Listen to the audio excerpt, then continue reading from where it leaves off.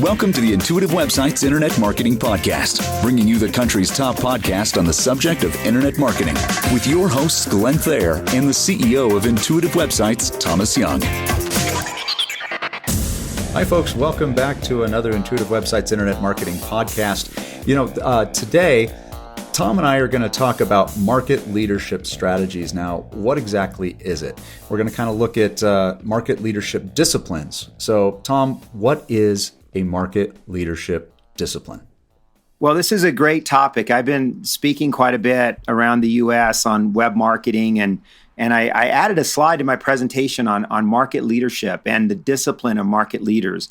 And this slide was based on a book called The Discipline of Market Leaders by Tracy and Wiersma. And this book was written back in 1995, but it still applies today, and you see it so much, especially in corporate America. What the book talks about is a very simple concept that a lot of people think is common sense and that they're probably already doing, when in fact, they're not usually doing. And in fact, corporations with tons of resources and many people, lots of money, still make the mistake of focusing either on the wrong discipline or trying to be good at more than one discipline. Because the key here is that you want to pick the discipline that works for you and then be excellent at that discipline. And here's the three disciplines that are talked about in this book. The first one is called operational excellence. And operational excellence is the idea that you do what you do at your company very, very well and at a very low cost. The best example of this is Walmart. Walmart has been an operational leader since their existence. And they are one of the biggest companies in the world, one of the most profitable companies in the world, because they stick to that discipline. The second discipline is a technology or product focus or leadership. Now, this is a company that has such amazing technology or amazing products that they can really just rest on their products. Their products do their marketing for them.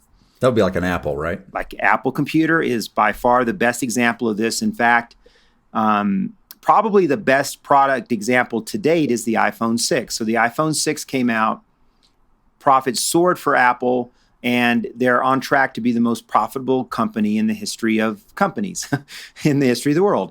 And that's because they focus on that product leadership. Now, the third area is customer focus or customer intimacy. And this is the idea of really being close with your customers, understanding their needs, and going out of your way to service them. So right away, when you hear those three disciplines, you can see how they would start to conflict if you pick one over the other, or if you try to do more than one discipline.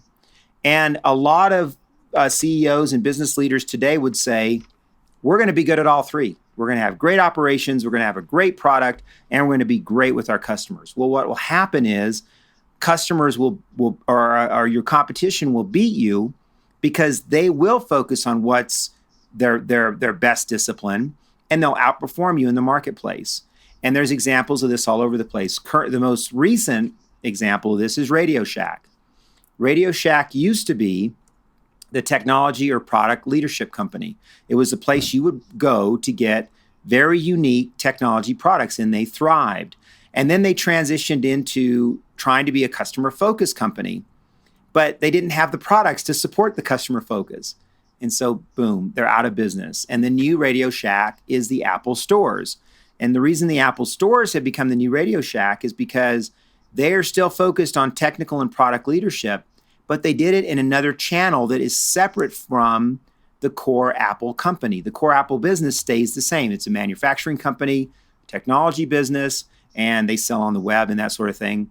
But the stores were their own entity, and they survived under this customer focus area because they could bring great customer service and so forth without losing the impact of the products, and the idea that, okay, if you're going to come into our store, we'll give up some profits and pay people to take care of you.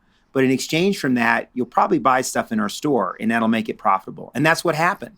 And that's why Apple can actually excel in product leadership and now in customer focus. But they excel in customer focus only because they have the stores and they have that trade-off of you're going to buy something if you're in our store. Now, just so I'm clear on this for all of our viewers and listeners, so that the three disciplines aren't to be confused with being someone who comes out and says, okay, I have a widget and this widget works for real estate agents. And then we have another widget that works for car dealerships or whatnot. We're not talking about different markets. We're talking about market leadership. We're talking about three things. You're either operationally sound, like a Walmart, where you can get things in, you can be the low price leader. That's what you are. Exactly. Because of operational excellence. Technology, you either have the best platform and people will put up with either the lack of service or the high price because of the fact from a technology standpoint, you are the best, or you can have the best customer service. You can't focus on all three. Those are the three things we're talking about, right? That's right. If you focus on all three, I mean, you have to have some level of all three, right? But the problem is if you focus on the leadership component of all three and try to be all things to all people through these disciplines, then you're going to struggle and go out of business. Or you won't be the market leader. Like, for example, take a Target. So Target is an operational excellence company, but they do have better service than Walmart, and they have better products and a little bit higher prices, but they're not the market leader. Walmart is. So Target has made that decision. And it's the same with technical and product leadership. The minute you start to take away from the power of your product and put it more into, let's say, operationals to lower cost, then your product suffers. You can think of the PC marketplace and PC laptops, how Apple just came in and dominated by having product leadership in that space and didn't worry about operational excellence. They charged a premium for their product and they captured the market. Okay. Well, I mean, it's like and there's also things like Target. You bring up Target, and that's a good point. Target is for people who like the prices of Walmart, the way Walmart is set up, but not dealing with the hordes of people that go to Walmart. That's right. They get a little better customer experience there, but they are going to pay more. Prices are higher at Target than at Walmart. Well, let's throw this. So when you understand where you're at, it makes things easier. So where does Intuitive Websites live? Well, we're a customer focused company. We build our websites in WordPress. We don't develop a software program that we build our websites in.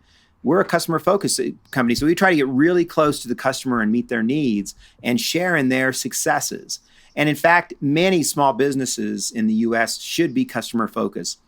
Most small businesses don't have the capital to be a technology or product leader, or they don't have the ability to compete solely on price so that they'll have operational excellence. So for most of us, we're customer focused. But what's interesting about these disciplines is that you can carry them through to your website and the way that you set up your website, because websites should also have a discipline. They should also have a key area of focus. And you can see this as an example with large websites. For example, look at Facebook. Facebook has tried to monetize the e-commerce component of what they do, and it's never worked out for them. They are, number one, a social and community building website. And if they continue to put money into e-commerce, it's just taking profits from them because the focus of their site is on social and community building. So in some ways, your website should also have a market leadership discipline. And there's three major disciplines. One is e-commerce, selling products on your site. Second would be content, a content-based website to generate sales leads for your sales team. And the third would be a social community building site. Now, there's probably others like search engines. In fact, Google's a great example of being, having to be careful of their discipline because they're first and foremost a search engine, but they're also trying to be a lot more than that. They want to be a social and community building website, but Google Plus is nowhere near as powerful as Facebook because Facebook's not a search engine. Google is, and Google's not known as a social media site. Facebook is. So these disciplines apply to the web too. So let me ask you this, because I know that we have listeners that'll be going, no, wait. We do e-commerce. We do content to generate leads, and we do build a community of users of our product or service. So all three of those. Now, how would you approach something like that? With somebody who says, well, no, we need to do all three. Yeah, it's the same, applies the same way to the web as it does to running a business and having a business strategy. If you try to do all three, then you're not going to do one of them really well. You're gonna muddy the waters. You're gonna confuse. For example, let's say you're a strictly e-commerce website and you want to now have content to generate leads. The web user is not going to help but having some confusion. Because if they come there to buy products and all of a sudden they're reading content and they're trying to figure out should they contact a salesperson, should they buy directly on the website, that kind of confusion will lead to lower engagement and lower conversion rates. Your competitors that do have a strong focus will capture that traffic and have higher conversion rates. So the same principles apply. Okay, well, what about somebody who wants to say, and like I said, I'm going to play the devil's advocate here because I know folks are going to be saying, well, no, we have content to generate leads, but we also are trying to build a community. So that being said, for the people who are dedicated to doing that, would it be better to say, okay, my website, your organization's website should be dedicated to one of those three? Is it going to be e-commerce? Is it going to be content? Or is it going to be social and community building? One of those three. Choose one. Now, that being said, and you say, you know what, people are looking for content. I mean, that's already been proven across. Content is king. If you don't have content, you're not going to sell. I mean, especially if you're trying to do e-commerce and you're going up against Amazon. Right. So would that be something where you're looking at, you want to have your content, let's go from content like a service-based business, and you want to build community. Is it better to have part of your team as part of your complete online marketing strategy? Would it be better to say, let's build community on LinkedIn, on an established platform that's already there, that already has built-in communities that you can build upon for your brand? You know, or it might not be specifically for your brand, but it might be a community for like if you're in real estate, we'll use a real estate professional as an example, and you have real estate seminars that you put on. Well, you have your real estate business website. Would it be better to go out and say, let's go to LinkedIn and create a community for people or a group on LinkedIn that talks all about real estate investment? So then your content starts and your community starts living on LinkedIn, where you still have your content. And even from a content standpoint, you might say, okay, well, let's look at other places to develop the content and to keep it in, and maybe use your e-newsletter for your content and have other places, instead of it being your sole focus of your website is still either e-commerce, content to generate leads, or social and community building. Yeah, I think that's a good point. What you said is the sole focus. And also, I think it's important to be careful of what your expectations are. So for example, if you have an e-commerce website, the content to generate leads may not be to generate leads. The content may be for SEO. The content may be to build up the breadth of the site. It may be there for some users that want content to make a buying decision, right? But it wouldn't be to generate leads. So that's where the key thing is in the focus. Having worked with lots and lots of websites, and we build a lot of blogs and do a lot of blog writing, we see very, very little community building in our clients. And it's not because we don't do a good job at building the blogs or have great content. It's because the site's purpose is not community building. Most of those sites, the purpose is SEO, better rankings in Google, and generating leads. So yeah, it's really about that. It's really about what the overall results are and what you expect. And most companies, most small businesses will either have an e-commerce focus or a content to generate leads focus. Okay. So what can our viewers and listeners do? I mean, what are some key action items that they can do from this? Well, I would read the book, The Discipline of Market Leaders, and read that book to get a better strategic understanding of what your business is about and what your website's about. I think that you have to determine what are your marketing website disciplines. Where is your focus and what are the expectations for that focus? And be careful that you don't have crossover or bleed over, let's say, between these things. And then from that, this is instrumental then in building your web marketing strategy and writing your web marketing plan around that discipline. Look at competitors and look at the best competitors, and I think you'll see a trend that the best competitors do have this focus. And then choose the discipline that works best for you on the web. And if you have any supplemental disciplines for that, they're really there to support your major or primary discipline. So good luck with this. I mean, it's a challenging thing, but it's very necessary to get results. I do have one last thing, though, before we wrap up this edition here. What about somebody who realizes that they are in the wrong discipline? When they have, because we all know that we can go through tons of examples of that, where a website might be there where they say, well, really, we're trying to put content to generate leads, but we have e-commerce set up. It's like an additional, like, oh, well, we're trying to still have some add-on sales for some product that we don't own, but it's kind of add-on product that's associated with our brand. If somebody runs into that where they're like, whoa, you know what? I just realized that we're in the wrong discipline. How does somebody move from one to the other without disrupting your entire business model? I would not disrupt the entire business model. I would not go back and start from scratch. I would think about a transition to the new discipline. And one of the key ways to make that happen is think about simplicity.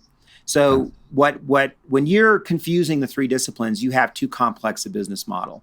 Same thing with your website. You're confusing these things. The website's too complex. So think about picking the website discipline that's going to be the most profitable, and think about making it simple and easy for people to use, which means you're going to have to remove some links. You're going to have to remove some content sections. You have to better organize the site so that your discipline will get results for you. Wonderful. Thank you so much, Tom. Ladies and gentlemen, thank you again for joining us for another Intuitive Websites Internet Marketing Podcast. We'll catch you on the next one.